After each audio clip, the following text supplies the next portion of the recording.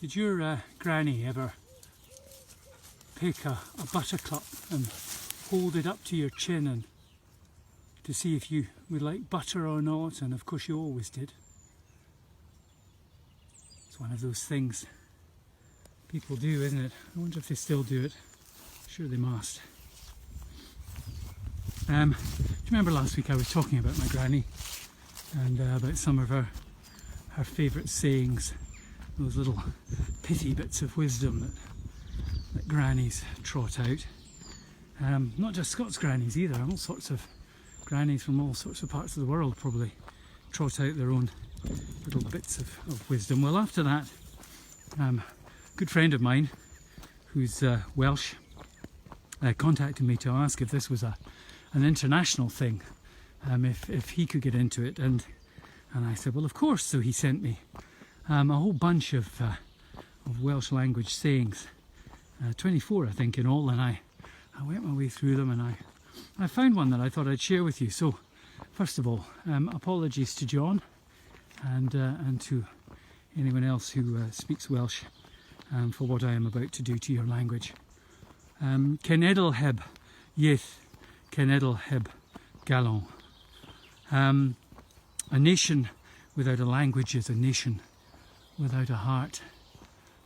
Of course, the Welsh are fiercely proud of their nation and their language, quite right too.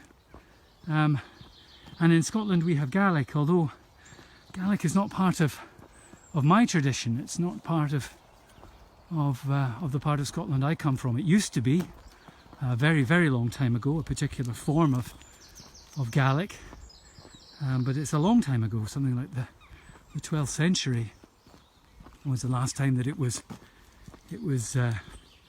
spoken a lot in that part of my part of the world in Ayrshire. But it is part of the tradition. I accept that, though just not part of mine.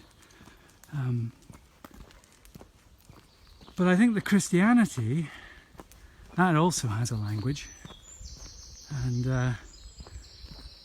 that's the language of love and of forgiveness, of reconciliation. It's a language that we are asked to speak, and it's a language that we are asked to spread. I was talking about that in yesterday's wee word, in Sunday's wee word. And it's a language that we need to spread. We've been reminded of that again over this weekend. We've seen the Black Lives protests, the vast majority of people in the vast majority of marches, peaceful, but some not. Some using this as an excuse for violence, for public disorder, and that's not good. That does nobody any good at all. For the people to vent their frustration in that way. We have a responsibility, I believe, as Christians to share a message of hope, but a message that says that all lives matter. It doesn't matter the colour of your skin, doesn't matter the language you speak, doesn't matter the country you come from. All lives matter, because we're all the children of God. And that has to be the language that we speak as Christians. At least that's what I think. A nation without a language is a nation without heart.